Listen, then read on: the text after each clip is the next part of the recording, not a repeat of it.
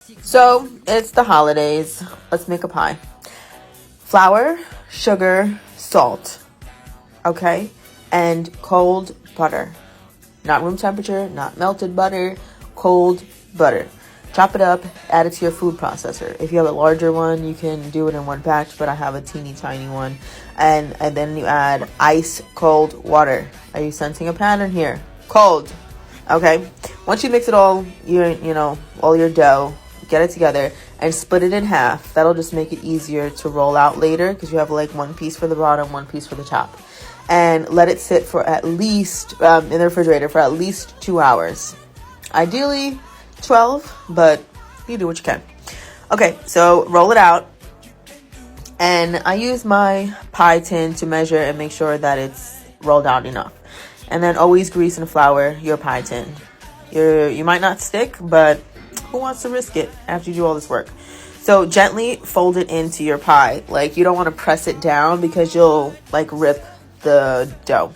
And you saw what I did with the fork. I poked holes in it. That is to let any steam that might build up escape. So for the filling, I have peeled and cored and sliced green apples, Granny Smith apples, whatever you want. A bitter apple, because you're adding a bunch of sugar to it, so it works well. So sugar, melted butter, a little bit of salt, and then your classic, apple pie seasoning. Cinnamon, nutmeg, clove, allspice, whatever.